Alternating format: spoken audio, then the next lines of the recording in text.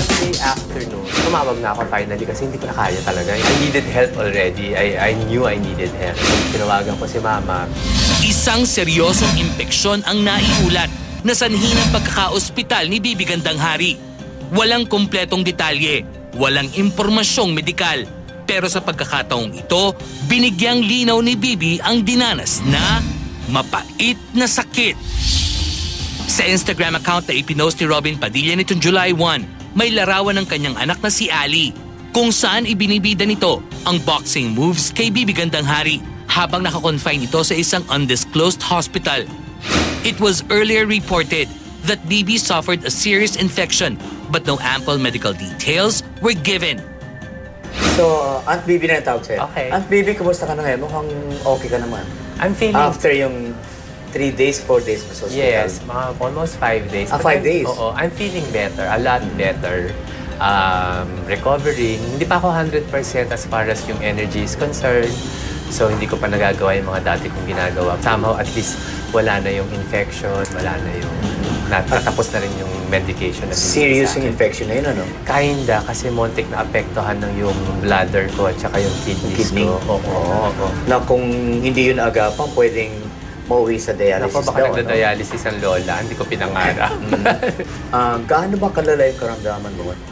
Profuse sweating, everything, no? Tapos hindi na ako nakakakain. The whole Saturday, hindi na ako kumakain. Tapos kumiinom lang ako kung kaya kong tumayo. But because I was sweating, but at the same time, nag-chill ako eh. So, Sunday, ganun pa rin. Hindi nag-i-improve yung lagay ko. Tapos, parang pagpunta pa lang ako sa banyo, hindi ko na kaya. Parang I have to stop halfway para makapunta ako sa banyo.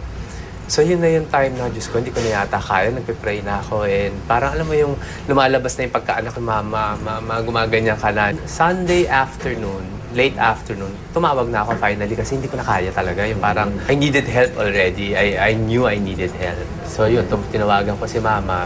Ano naman, dumating naman siya right away. Kasama niya yung isang sister ko, tapos yung isang brother-in-law ko na doctor.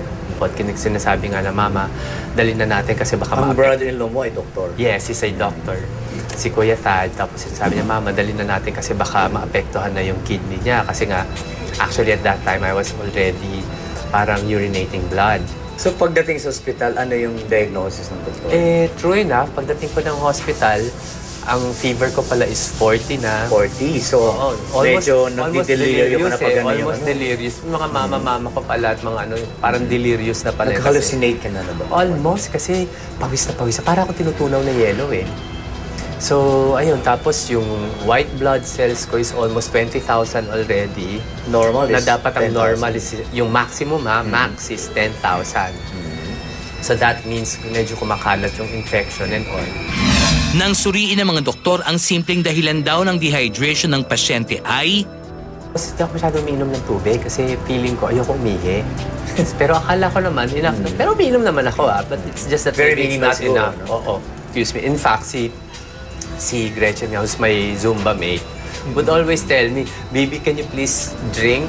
Usap ko namin yung girl, nakikita ka talaga namin, dehydrated ka na, no? Parang sabi sa akin ng doctor is, it's ang the best pa rin is plain water.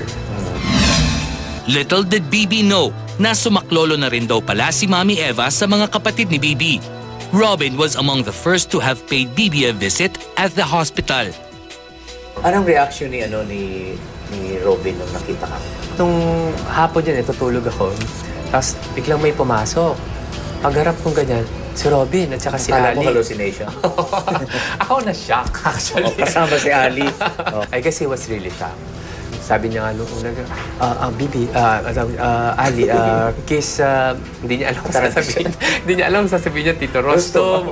So lumabas sa ilong yung Tito Rostom. But anyway, tapos niyakap ako. Tapos sabi niya, nangyari sa'yo? Di nagkwento naman ako. Nagkwento ako dun sa nangyari. Tapos tama-tama pumasok yung doktor.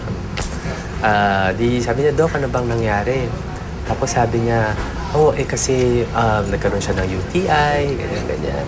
Ano nangyari? Tapos sabi nga nung doktor, usually yan, nangyayari talaga yan sa babae. Mas prone ang babae sa lalaki. Sabi ni Rotti, talagang pati talaga sakit ng pambabae na imbibe mo na sa akin. Ano pa ba masasabi ko? So, parang nagtawa na oo, kayo, natawa yung doktor. Tapos, nagpaalam na yung doktor. So, umpisa na siya mag-text. May ginagawa siya doon sa phone. Tapos, finally, sabi niya, pakibasa mo. Biro lang yan, ha? Yung sister, Tapos, nung nabasa ko, sa isip-isip ko, wow, sabi ko, totoo ba to? Higit sa paggaling mula sa kanyang sakit, mas masaya si Bibi na sa wakas ay nagkasundo na sila ni Robin. Pero sa personal na aspeto ng kanyang buhay, umaasa si Bibi na makakatagpo siya ng magiging katuwang sa buhay.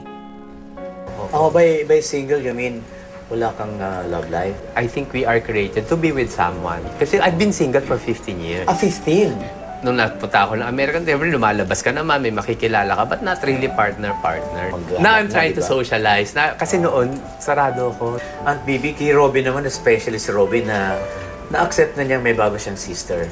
Anong mensahe mo sa kanya na ngayon lang niya maririnig? As much as I'm proud to be your sister, I think I'm even prouder to have a brother like you. And I love you. Thank you.